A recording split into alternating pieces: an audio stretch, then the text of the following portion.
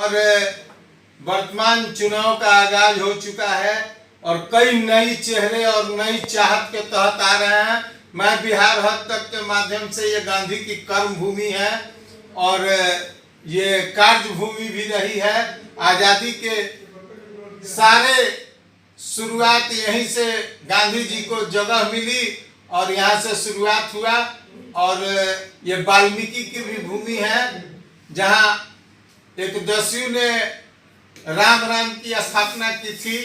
और मैं मिलवा रहा हूँ एक युवा प्रत्याशी माननीय अग्रवाल जी से, जो परिचय के मोहताज नहीं और बगहा एक में बैठा हूँ। जनाब, आप अपना पूरा व्यक्ति परिचय दें। धन्यवाद। बिहार देखिए, मैं दिनेश अग्रवाल, मेरा स्वाभिमान संस्था है, उसको मैं चलाता हूँ और विगत 1 सालों से इस क्षेत्र में लगातार कार्य कर रहा हूँ। स्वाभिमान ही क्यों रखा आपने? क्या स्वाभिमान में क्या छिपा हुआ था?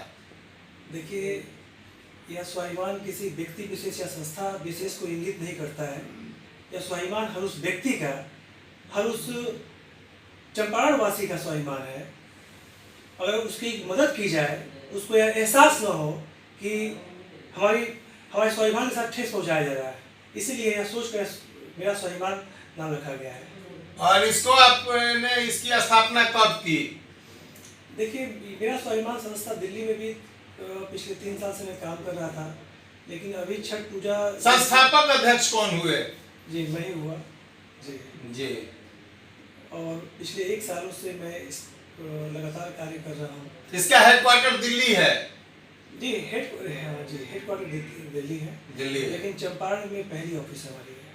आप मूलतः चंपारण होने के नाते मातृत्व तो आपको खींच लाया और अपने धरातल पर भी आप इस काम को करने लगे।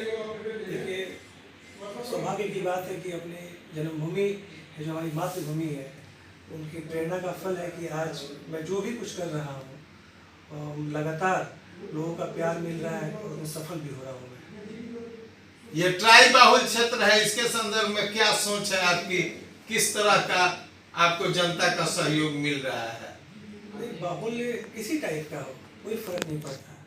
यहाँ पे जन्मा हुआ हर व्यक्ति बाहुबली होता है। न जाति न धर्म, सिर्फ कर्म को प्रधानता आप देते हैं।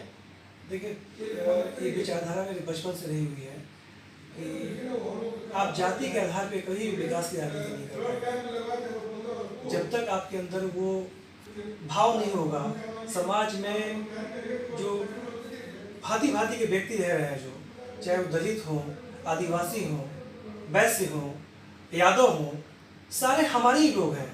और आप देखेंगे कि वर्षों से यह बिहार की जो जाति पाति की जो राजनीति है, उसमें हमारे किसान वर्ग लोग हैं या जितने जो गरीब हैं, गरीब की कोई जाति नहीं होती बेसिकली। मैं चाहता हूं कि इस धारा से बाहर निकला जाए और यही प्रयास है मेरा कि आज जहाँ गांव जाता हूं मैं, वहाँ पे कोई वर्ग हो, मैं ये सोचता नहीं हूँ कि ये किस जाति के हैं। हमें लगता है कि वहाँ विकास होना चाहिए, हमें ये इस योजना का लाभ देना चाहिए, उसको मैं त्वरित रूप से कार्रवाई करता हूँ। बहुमत और जनमत के संदर्भ में मैं चाहूँगा, आप काफ़ी पढ़े लिखे लोग हैं, आपने IAS की भी तैयारी की और काफ़ी आपकी सोच ऊंची है और युवा होने के नाते मैं चाहूँगा, और बहुमत में क्या अंतर है, इसको आप 2 शब्द में। देखिए, अमूमन होता क्या है कि जनमत कभी बन नहीं पाता, बहुमत बनाया जाता है। आजकल की जो राजनीति है, जैसे आपने अभी बोला कि जाति पाति को लेकर कैसे आप देखते हैं, तो जाति पाति का जो दृष्टिकोण है वर्षों से चला आ रहा है, जो आज़ादी के समय से चला आ रहा है, जो हाई कमान तय करता है, वही बहुमत के रूप में यहाँ के लोग मान लेते हैं। जैसे मैं मान लिया जाए कि अगर किसी दलित को यहाँ टिकट मिलता है, तो आप हमेशा उम्मीद रखते हैं कि दलित की जो जाति है वहाँ से संपूर्ण लोग वहाँ पर वोट दें, और कुछ लोग व्यवहारिकता में लोगों की मजबूरी हो जाती है कि बहुमत के पीछे भाग जाते हैं। लेकिन जनमत में क्या होता है कि विवेक का इस्तेमाल होता है, बुद्धि का इस्तेमाल होता है। अगर हमारे ऊपर के लोग यह मान लें कि अगर यहाँ का विकास तभी संभव है जब जनमत के माध्यम से संभव है, तो हमें उस प्रारूप को बदलना होगा। यानी जनता के मत एक मत होने चाहिए, जो विकासशील पुरुष है उसी को जनता अग्रसर। जी बिल्कुल, आपने बिल्कुल सही बोला, यही मैं बोलने जा रहा था। आपने कम शब्दों में बात अपनी रख दी। कहना एक ही है कि विकास को आप जनमत के नजरिए से देखिए, आप न कि बहुमत के नजरिए से। ये गांधी की कर्म भूमि है। मैं एक और सवाल आपसे पूछा, तुर्क लोग हैं और काफी ऊंची सोच रखते हैं, दिल और दल के संदर्भ में आपका क्या कहना है? भाव समझा नहीं मैं, दिल और दल। अतिरिक्त दिल में जो उपज है वो। जी जी जी, आप अगर मेरे बारे में पूछ रहे हैं तो मैं तो एक छोटा सा संस्था चलाता हूँ। इस संस्था के माध्यम से शिक्षा, स्वास्थ्य, कृषि और रोजगार के विषय पे कार्य करता हूँ। अभी छोटे फलक पे काम कर रहा हूँ। और दिल और दल की बात करेंगे, फलक बड़ा मिला तो गुरेज नहीं होगा काम करने में भी। ये डिपेंड करता है ऊपर वाले पे, हाई कमांड पे, हमें किस रूप में लेती है। ये उनकी निगाह आप मानते हैं, ऊपर वाले? नहीं, ऊपर वाले मतलब हाई कमांड। मैं स्वयं सेवक हूँ और स्वयं सेवक होने के नाते मेरे जीवन का परम उद्देश्य है कि सेवा भाव से समर्पित तरीके से सेवा करना। जनता में दबी आवाज में ये उभर रहा है कि आप वाल्मीकि नगर क्षेत्र से प्रत्याशी भी हो सकते हैं, इसके संदर्भ में आपका क्या कहना है? देखिए, जनता का काम है देखना, और देखने में कोई गुरेज भी नहीं है। राजनीतिक हित हो या सामाजिक हित, समाज का हित होना चाहिए। हित चाहे जिसका भी सजे, हित होना चाहिए, अहित नहीं। तो मैं आपसे कहा कि अभी छोटे फलक पे काम कर रहा हूँ, फलक बड़ा मिला, अगर जनता मुझे इस योग्य समझती है कि मैं भी राजनीति के गोद में जाऊं, तो कोई गुरेज नहीं होगा। या रणनीति और राजनीति में फर्क आप बताइए। आप तो आप जानते हैं, और राजनीति और रणनीति आज की जो वर्तमान नीतियां हैं उसके संदर्भ में 200। देखिए, एक छोटा सा बात कहूँगा। भाजपा में अटल बिहारी वाजपेयी जी एक रणनीति बनाते थे और नरेंद्र मोदी जी राजनीति करते हैं। वही अंतर आप सोच लीजिए कि एक धर्म के मार्ग पे चलता था, एक धर्म की स्थापना करता है, तो मैं धर्म की स्थापना में बिलीव करता हूँ। जिसका जो धर्म है उसका स्थापना करे और मेरे साथ चलने की मानसा है तो मेरे साथ चले, यही आपकी सोच है। आजादी के इतने साल हो गए, ये महात्मा गांधी की कर्म भूमि चंपारण गिनी जाती है, और आज इस जनता को नहीं मिली, अभी तक सबल लोग नहीं हो सके। कितने सारे योजनाएं चलाए गए और बिहार आज भी दूसरे जगहों पर जाके काम करने के लिए मजबूर है। और आप तो शायद दिल्ली में रहे हैं, इस पर आपका क्या कहना है पलायन के संदर्भ में और रोजगार? देखिए, करीब 1 साल से मैं यहाँ देख रहा हूँ, गांव-गांव का दौरा करता हूँ। अभी हरनटार देख, आदिवासी बेल्ट हो गया, गौन्हा हो गया, रामनगर हो गया, सिकटा हो गया, करीब सैकड़ों जगह का दौरा किया मैं। कोई ऐसा गांव नहीं है जहाँ का 1 या 2 व्यक्ति पलायन का शिकार न हो। तो ये दुर्भाग्य इस बिहार का, इस उत्तर बिहार का, कि आज इस तरह की दशा और दिशा देखने को मिलती है।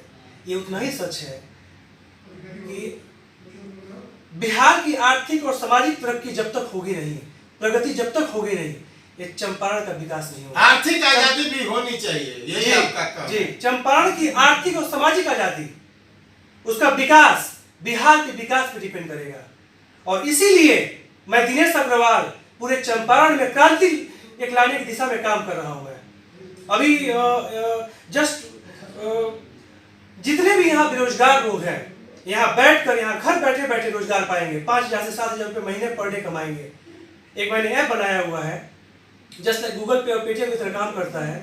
इस ऐप से कोई भी ट्रांजेक्शन आप करते हैं, आप कोई भी टिकट बनाते हैं, मोबाइल रिचार्ज करते हैं, आपको बैठे बैठे आपको उसका इंसेंटिव आएगा।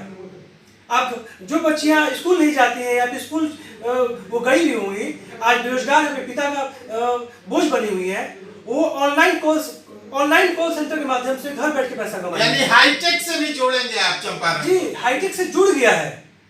हाईटेक से जुड़ गया है चंपारण, मैं धीरे धीरे उसका विस्तार कर रहा हूँ सुदूर ग्रामीण क्षेत्रों में जी विकास करें। जी। और 17 तारीख को जो 100 का जो प्रोग्राम है, प्रधानमंत्री जी का अवतरण दिवस है, उस दिवस पे भी मैं कई सारे संकल्प की घोषणा करूंगा जो पूरे चंपारण के किसानों के लिए बहुत बड़ा लाभदायक होने जा रहा है। यहाँ पे किसानों को खाद की, बीज की बहुत समस्याएं होती हैं। आपने देखा होगा कि यहाँ के किसान यूपी जाते हैं बीज लाने के लिए, यूरिया लाने के लिए। इतना अभागा प्रदेश हमारा ये, मुझे समझ में नहीं आता कि एक सेंटर तक यहाँ पे नहीं है कि किसानों को आज जब रोपाई करनी हो वहाँ पे उसका बीज अवेलेबल नहीं है। क्योंकि 90% किसान हमारे चंपारण के इससे परेशान है। हमने अभी बघा दो या हन्नाटाड़ में किसी दो एक जगह में से मैं यहाँ पे गोद लेने का काम कर नहीं, गोद नहीं लूंगा, वहाँ पे एक सेंटर खोलूंगा। ये चंपारण के जितने भी किसान हैं यहाँ पे आएंगे, उनको डीएपी चाहिए, उनको पोटास चाहिए, उनको एनपीए चाहिए, उनको यूरिया, उनको कुछ भी चीज चाहिए, वहां से बाजार मूल्य से 10% सस्ते दर पे आपको यहाँ पे बीज अवेलेबल कराया जाएगा। काला बाजारी को भी आप बंद करेंगे? जी, काला बाजारी को बंद करूंगा। ये काला बाजारी जनता और किसान के हित में है और इसलिए इसका भी आप अति करेंगे। जी, मेरा पूरा प्रयास है, बहुत जल्दी एक सेंटर स्थापित होने वाला है। साथ ही किसानों को लोन मिलने में बड़ी समस्याएं हैं। आप देखते होंगे कि आज भी 80% से अधिक जो खेती होती है परंपरागत तरीके से होती है। आपने नाम सुना होगा ड्रैगन फ्रूट का, एक ऐसा फ्रूट जो कि गुणों का खान है, लेकिन आज उसकी कोई लागत नहीं है। बहुत कम लागत में आप एक बड़ा उत्पादन कर सकते हैं। वो फल जो वियतनाम में फल होता है, यहाँ भी मैं कई जगह गया, मैं तो 25,000 उसका भी एक सेंटर खोल रहा हूँ बहुत जल्दी। यहाँ के 20 लाख किसानों जो यहाँ पे हैं, 12 लाख किसानों को यहाँ लाभ मिलने जा रहा है, ताकि वो कुछ भी जो काम करे, नारियल की खेती करना चाहते हैं नारियल की खेती करें। वो जिस उसमें कोई जातिगत भेदभाव, कोई जात पात धर्म संप्रदाय, कोई मजहब, कोई मैटर नहीं करता। इसको आप मूर्त रूप देंगे। जी, ये 17 तारीख को मैं घोषणा भी करने वाला हूँ इस चीज के लिए। और बकायदा एक सेंटर खोलेगा, अपना एक सेंटर भी है। जो किसान आना चाहता है दस्तावेज जमा करे, उसको लोन बहुत आसान तरीके से अवेलेबल हो जाएगा। चंपारण के पुत्र हैं आप और चंपारण जनता या कोई पार्टी अगर आपको उचित जगह के लिए अगर निर्णायक समझती है, देखिए जनता, तो आप क्या देंगे? देखिए जनता निर्णायक होती है और जनता से यही कहूँगा कि आपको लगता है कि दिनेश अग्रवाल को बड़े फलक पे जाना चाहिए, तो आपके आशीर्वाद के लिए मैं अपेक्षित हूँ। और यही मन में यही भाव है कि यहाँ के किसानों का जीवन स्तर ऊंचा हो। यानी सेवा भावना नहीं, राजनीति भावना नहीं, सेवा भावना से आना चाहते हैं आप। देखिए सब तो यही बोलते हैं, लेकिन मैं फिर यही बात बोल रहा हूँ कि जिस तरह से संस्था कार्य कर रही है उस भाव को कभी नहीं छोड़ूंगा। और किसे सोने की रोटी खानी है, सीधी सी बात है कि आपका आशीर्वाद ही मेरे जीवन के सबसे बड़ी अमूल्य धरोहर में से साबित होगी। आशीर्वाद चाहिए, बाकी कुछ नहीं रखा हुआ है कि आज हम राजनीति, आज हम कुछ भी ऐसा करें, कोई मैटर नहीं करता। आपका जीवन स्तर में सुधार हो, आपकी मजदूरी में बढ़ोतरी हो, यहाँ का पलायन रुके, प्राथमिक चिकित्सा केंद्र का विकास हो। यानी हम खुश, हमारे खुश, जी यही आपकी सोच है। आज मैं बिहार के युवा और जागृत मानसिकता रखने वाले अग्रवाल जी से मिला रहा के हैं और इन्होंने दिल्ली में काम करने के बाद अपनी गुणवत्ता और क्षमता की पूरी पहचान के बाद ये अभी वर्तमान चंपारण में है। और कई लोगों ने इनके कार्यकलाप को तेजी और तीव्र गति को देखते हुए लोग ये समझते हैं कि जनप्रतिनिधि होने के लिए ही लालायित है। ये किसी लालसा के या लालच के लिए नहीं, ये चाहते हैं कि चंपारण की जनता सुखी हो, चाहे हमको जो करना। यही आपकी मानसा है? जी बिल्कुल। मैं बिहार हद तक से इस युवा प्रत्याशी से आपको मिलवा रहा था जो वाल्मीकि नगर क्षेत्र से दबे जुबान में लोग चर्चा कर